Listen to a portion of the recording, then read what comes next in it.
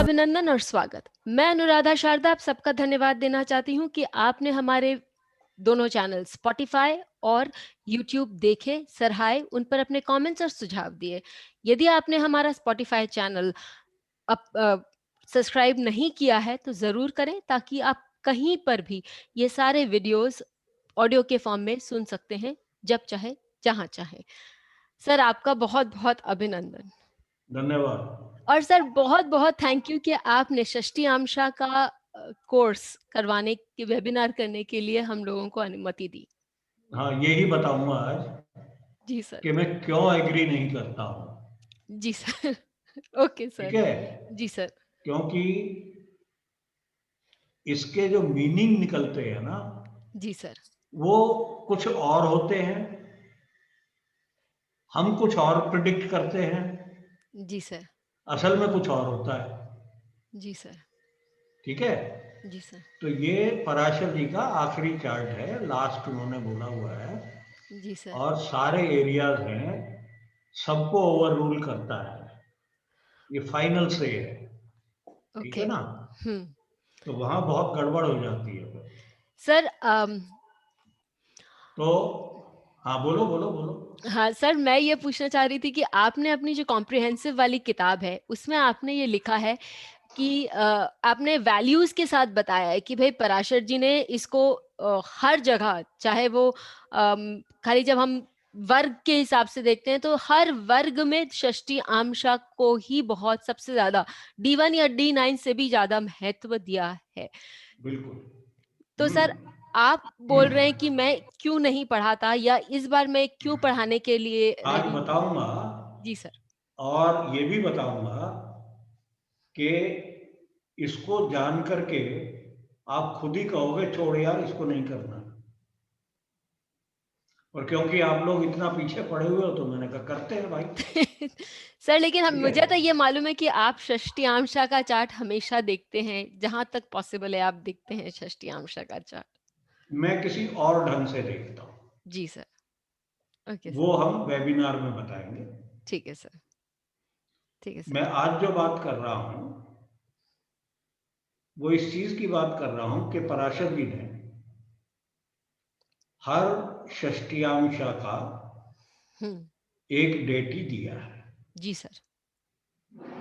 और आप किसी का भी लेक्चर, किसी से भी बात करो, सीखना चाहो, तो वो उठा-पटक करके सिर्फ़ डेट ही के ऊपर बात हो बोलते हैं जाती है। हाँ सर। और वहीं षष्ठीयांशा खत्म हो खत्म हो जाता जाती है। हाँ। है। परंतु वो सारी चीज़ नहीं है। डेटी को समझना हुँ।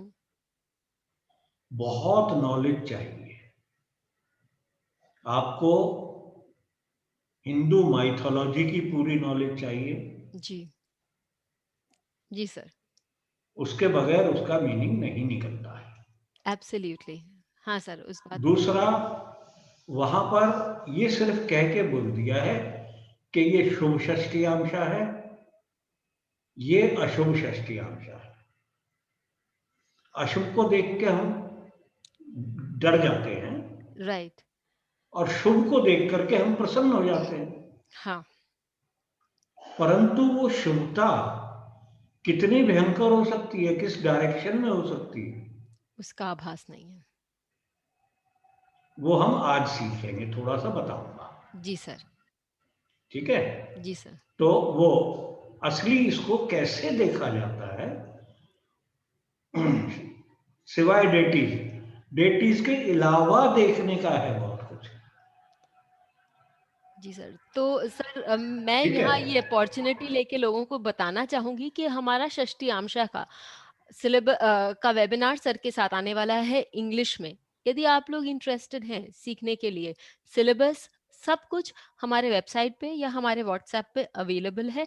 हमें वहाँ पर संपर्क ज़रूर करें। तो तो शुरू हाँ ये सर। ये है मेन टॉपिक्स जी सर।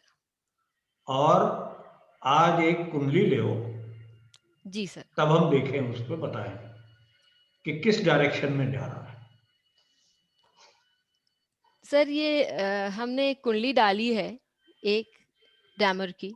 हुँ। तो जो यूएस में पले बड़े हैं और उनका जन्म हुआ हुआ है। आप ये कहोगे भाई लगन कितनी बली है। हाँ, योग कारक बैठा हुआ अगर है। ये मान के चले हाँ। कि भाई टाइम ऑफ बर्थ ठीक है, हम्म। तो शुक्र योग कारक वहां बैठा हुआ है, जी सर। शनि स्वयं राशि का बैठा हुआ है लग्नेश होकर के, हाँ, वही वही तो हम बोलेंगे ना। बृहस्पति महाराज देख रहे हैं, हम्म। परंतु बृहस्पति या फंक्शनल मैलेफिक है मैलेफिक है षष्टियांश में। जी सर। षष्टियांश के लिए। तो हम ये कहेंगे भाई बहुत स्ट्रॉन्ग चार्ट है ये तो, जी। ठीक है, हम्म। हम मानता हूं बहुत स्ट्रॉन्ग है, परंतु आज हम बात कर रहे हैं डेटीज की। जी सर। अब यहां आप शनि देखिए, हाँ सर। शनि महाराज आपके डेटी का नाम है प्रवीण, प्रवीण। ठीक है। प्रवीण डेटी में है। जो षष्टियांश के अनुसार बनकर आता है, उस हिसाब से अब प्रवीण। कैसे उसको देखते हैं डेटी को, मैं जरा सा वो बता देता हूं। जी सर। जो डिग्रीज होती हैं, अब उसमें पता है कि आधे डिग्री पर एक षष्टियांश बदलता है। बदल जाता है। जी। तो जो डिग्री है उनको 2 से गुणा कर दो, जी सर। डिग्री मिनट को। जी। अब यहां मैंने शनि है 24 डिग्री पे, हम्म। तो 24 दूनी 48, जी सर। 48 षष्टियांश हो गए। जी सर। 30 पे 49 हो गए, जी सर। 49। Right sir. तो शनि महाराज 50वें षष्टियांश में है जी सर। और विषम राशि में है। हम्म। तो आप या तो बुक से देख लो कि भाई विषम राशि में 50वां षष्टियांश कौन सा है, ये काउंट कर लीजिए। वहां आपको दिखेगा जी। कि वो परवीन इनमें से। सप्तियांश जी सर। सप्त षष्टियांश में है। जी सर। अब परवीन का मतलब क्या है? प्रवीण मतलब जो निपुण, निपुण, हाँ, जो कुशल है अपने काम में। हाँ कुशल सर। है, जिस हम्म। भी काम में है वो पूरी तरह से कुशलता पूर्वक करता है, हाँ। प्रदान करता है। हाँ। तो ये भी अपने काम में बहुत कुशल था। अच्छा। शनि लगन में बैठा है, लग्नेश है, और क्या कुशलता थी वो भी बता देता हूं। इसने 16 मर्डर प्रूव हो गए थे इसके। हम्म। यंग लड़कों को ड्रग करता था, हम्म। फिर उनके साथ सेक्स करता था, उनको मार देता था, मार करके सेक्स करता था, किल करके, और फिर उसको खा जाता था। नारायण। कितना बढ़िया सृष्टियांश है, राजा का है भाई साहब। सर लेकिन जो आप ये बता रहे थे, जब शुरू में आपने ये बात बताई, मैं जस्ट आपसे एक बात ये पूछना चाहूंगी कि आपने बोला कि कुशल है, तो सर ये पकड़ा नहीं गया 16 तक अभी आ रहा यही। हूं ना, हाँ। आ रहा हूं। 16 तो प्रूव हुए थे अदालत में, जी। 16वें 15वें पे पकड़ा गया था, एक और प्रूव हो गया था पहले का। तो इसको 16 दफे की लाइफ इम्प्रिजमेंट मिली थी कोर्ट से, हम्म। क्योंकि विस्कॉन्सिन में डेथ पेनल्टी नहीं थी। हम्म। तो इतने भाई साहब ये, अब इस षष्टियांश को देख करके तो ये बात कैसे बोले? आप कैसे कह सकते हैं कि यार ये क्रिमिनल था? हम्म। अब यहां यही बारीकी समझने की बात है कि षष्टियांश उस ग्रह का असली रूप बताता है कि कितना गहराई में है, हम्म। और सारे पाप जो इसने किए सारे शुक्र की दशा में हैं। हम्म। ठीक है, अब आप ये देखो शुक्र किस षष्टियांश में है, शुक्र पयोधि षष्टियांश में है। हम्म। पयोधि का मतलब गहरा समुद्र, हम्म। जिसकी गहराई कोई जान ना जानता पाए। नहीं है। जी। तो ये भाई साहब जो काम शुक्र की दशा में कर रहे हैं वो इतनी गहराई से हो रहा था कि किसी को भनक नहीं लग रही थी। कोई इमेजिन नहीं कर सकता उसकी डेप्थ क्या है। तो फिर भी आप षष्ठ्यांश पढ़ना चाहोगे? सर पढ़ना तो काफी लोग चाहेंगे। नहीं नहीं, मैं तो क्या कह रहा हूं, आप वो सटायर समझो हाँ सर, मैं समझ रही कि हूँ वो बात। ये षष्ठ्यांश देख करके खाली देवता नहीं पढ़ना चाहेंगे, हम ये पढ़ना चाहेंगे हाँ कि किस तरह से हम इसको इंटरप्रेट कर सकते हैं और क्या किस क्या तरह चीजों कर के साथ। सकते हैं, क्योंकि षष्ठ्यांश जो है जी सर। वो उसकी फाइनल शेप बताता है। जो आपने एस्ट्रोलॉजी सीखी हुई है इसको लगाना वहां पड़ेगा। से पहले ही पता चल जाता है ये शुभ है अशुभ है, क्या है ये भाई साहब हैं कौन, हम्म। उसकी कितनी फाइनल स्ट्रेंथ है, हम्म। ये षष्ठ्यांश बता देगा आपको। बहुत सुंदर कितनी सर। डेप्थ तक वो जाएगा। अब इसी में आप देखो, शुक्र से पहले केतु की दशा आती है। जी। ठीक है भाई साहब। हम्म। अब केतु जो है ब्राह्मण षष्ठ्यांश में है। हम्म। जब वो छोटे मोटे अपराध करता रहता था, और टैक्सी 12th। लूट ली, हम्म। सड़क पे चले गए, वहां से डाका मार लिया, हम्म। स्टोर से सामान चुरा लिया, नौकरी कर ली, वहां से चुरा के आ गए। हम्म। तो ब्राह्मण का क्या मतलब है?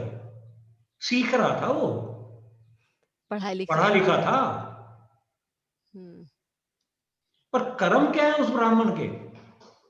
कर्म तो कुछ भी वैद्य। हो सकते हैं। अवैध कर्म में, हाँ। हम्म। तो वो देखना पड़ेगा। वो तो षष्ठी अंश नहीं बता रहा मेरे को। हम्म। बढ़िया बैठा हो भाई साहब, जुपिटर की दशा राशि में है, हम्म। केतु बृहस्पति की राशि में है, हम्म। षष्ठ्यांश में, द्वादश भाव और में। ब्राह्मण षष्ठ्यांश में। हाँ।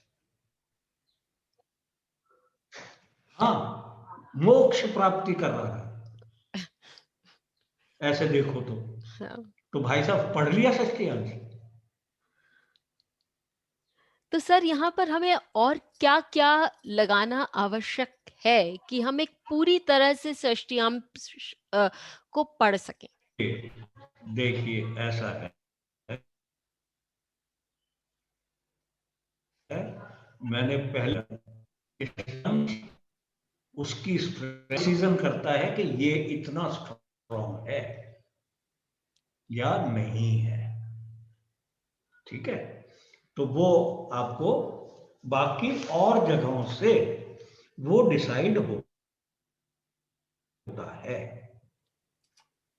ठीक, वो जी हम सर। कुंडली से देख के पहले डिसाइड करते हैं कि भाई साहब ये कुंडली है क्या, उसका स्ट्रेंथ कितनी है, कितनी गहराई है उस कुंडली की, अच्छी हम्म। कुंडली है। उसी में अगर वो आपका इस षष्ठ्यांश में आ जाता है, ये प्रवीण में, हम्म। तो वो प्रवीण हो जाएगा अपने काम में, अच्छे काम में प्रवीण हो जाएगा। हम्म। तो इसने उसको कहा भाई साहब लग्नेश प्रवीण है, ये अपने काम में बहुत कुशल है, हम्म। पूरा ट्रेंड है। ये बहुत सुंदर बात पर वो आपने कही। कौन सा काम है, हाँ, वो हमको लगने से ही D1 से देख के। वो पहले देखना पड़ेगा ये कुंडली क्या है। अब समझ में आया मैं क्यों नहीं पढ़ाता हूँ D60। हाँ, क्योंकि हमको अधूरा ज्ञान नहीं हम अफोर्ड कर यस, सकते हैं।